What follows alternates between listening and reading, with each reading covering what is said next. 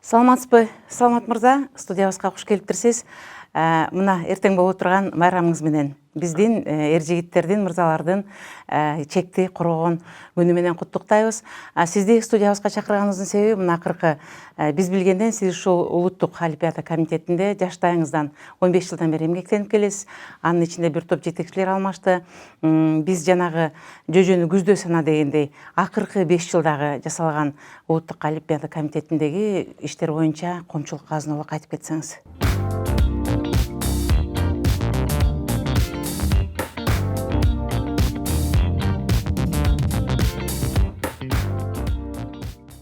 Саламатчылык, рахмат. Мен Олимпиада комитетинде 2006 жылдан бери иштеп келатам. 2015 жылдан бери башкы катчы болуп иштейм. Азыр ушул Олимпиада комитетинин акыркы 4 жыл деп айтып берели, анткени бизде Олимпиада комитетинде цикл, олимпийский цикл деп каралат 4 жыл. Бир олимпиададан баштап экинчи олимпиадага чейин. Ошондо 2016 жылкы Рио олимпиадасынан бери биздин жашаган иш аракеттерибиз жөнүндө айтып берсек, бизде өзү олимпиада циклинде даярдык 3 эң негизги спорт мероприятиялары бар. Биринчиси эң чоңу бул Азия оюндары. Азия оюндары олимпиадага 2 жыл калганда башталат. 2018 жылы Бул даярдык болуп калат, бул ошондо биринчи тест болот да.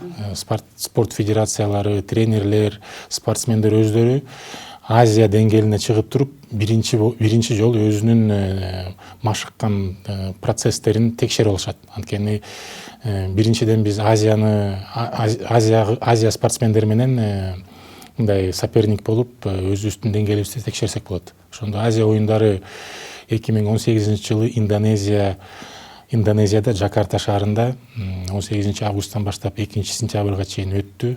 Бизден 149 спортчу катышты. Анан алардын жыйынтыктарын сиздер билесиздер. Биринчи жолу Кыргызстан 20 медальга ээ болду. Анын ичинен 4 алтын медаль, 4 күмүш медаль, 12 коло медальдарын утуп алдык. Биз ошондо биринчи жолу демиөрчү болуп, спонсорский программабызды ачып туруп, бекер форма алып бергенбиз спортсмендерге. Экинчи этап болуп, ошол олимпиада циклинде спортсмендерди текшерип, олимпиада деңгээлине чыгарыш үчүн экинчи эң мындай чоң биздин мероприятиябыз бул жаштар арасында өтө турган олимпиада оюндары. Бул ошол биздин эң мындай элитный жаш, элитная молодежь. Ошолорду биз мындай всемирный деңгээлге чыгарып туруп, бүт мамлекеттер менен текшеребиз. 2018 жылы биздин жаштар арасында олимпиадасы Буэнос-Айрес шаарында, Аргентинада өткөн. Ал 6 октябрдан баштап 18 октябрда өтөт. Бизден 7 спортчу балабыз катышат. Анан жыйынтыктарын өзүңүздөр билесиздер. Денис Петрашов бизде сууда сүзүү боюнча спортсменибиз күмүш медалына ээ болот. Анан кийин борец балабыз, балбаныбыз күмүш медалына ээ болот. Анан жаңы фехтование боюнча спортчубуз Хасан Баудунов деп, ал деле күмүш медалына ээ болот. Андан тышкары смешанный команда деп эл аралык олимпиада комитети ушундай бир дисциплиналарды киргизген. Ар кайсы мамлекеттерден спортсмендерди бириктирип бир команда кылат. Ошондон дагы бизде фехтованиеден, анан кийин дзюдодон коло, анан кийин күмүш медалыбызга ээ болобуз. Ошондо 7 спортсменибиз 5 медаль алып келишкен. Анын өзү жаштар арасында олимпиаданы бул биздин улуттук олимпиада комитетинин проектиси. Биз лицензионный турнир деп коет, жаштар арасында олимпиадага катышыш үчүн мындай чоңдор арасындагы олимпиадада эле лицензия, квалификация өтүш керек. Ошондо квалификационный турнирлерге сборный команда барып туруп, ошол жерден лицензияны утуп туруп, анан кийин гана жаштар арасындагы олимпиадага бара алат. Ошол программанын баардыгын биз улуттук олимпиада комитети көтөрүп, федерацияларга мындай жардам берип, сборный курама командаларды жибергенбиз. Андан кийин андан тышкары спортсмендерге, ошо жаш спортсмендерге олимпиада стипендиясын бергенбиз Буэнос Айреске. Бул экинчи этап. Ошондо машыктыруучулар, башка машыктыруучулар, федерациянын жетекчилери алар ушул эки чоң мероприятиянын негизинде олимпиадага чыга турган балдардын составын түзөт. Эми азыр болсо ошол Азияданын негизинде, жаштар арасындагы олимпиаданын негизиндеги чыккан курама командалар лицензионный турнирлерге катышып, Токиодо өтө турган олимпиадага жолдомолорго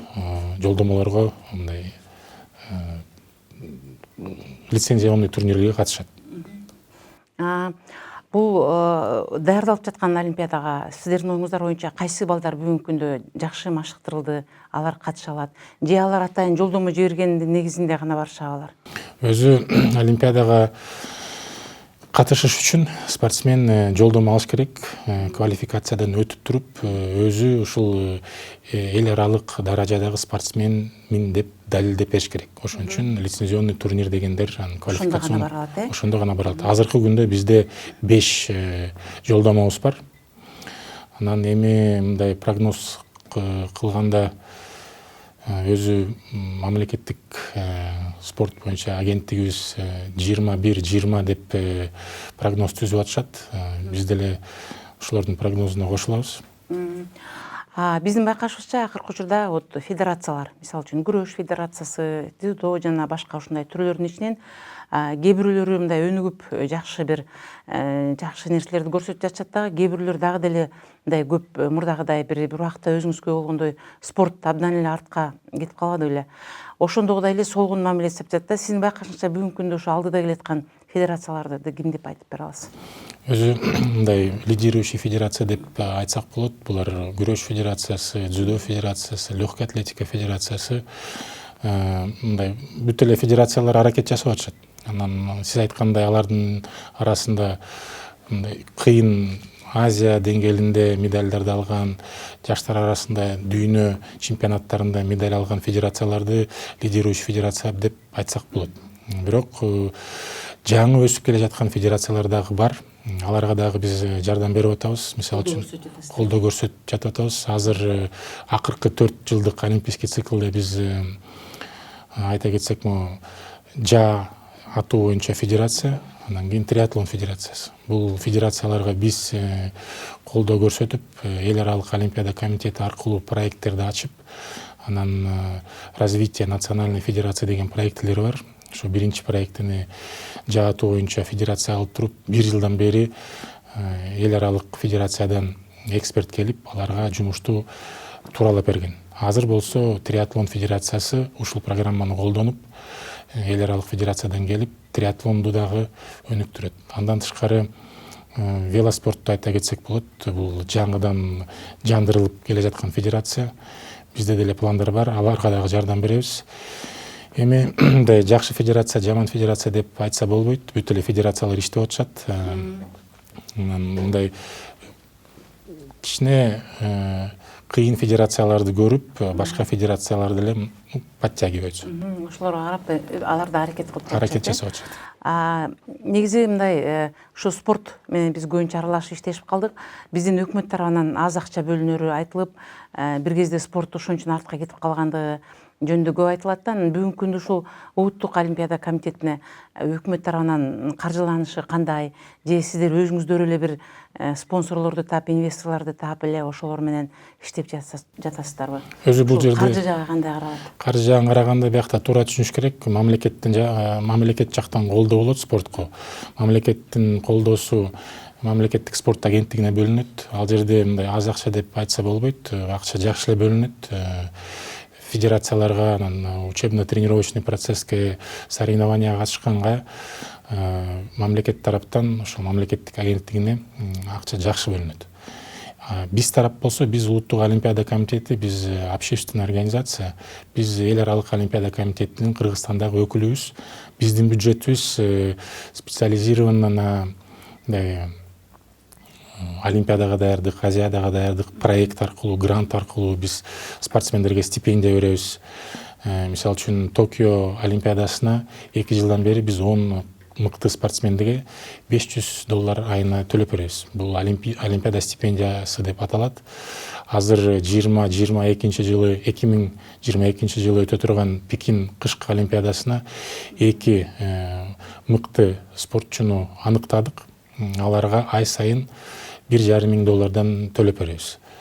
Андан тышкары тренерлерге дагы жардам беребиз. Тренер машыктыруучуларга семинар өткөрүп беребиз.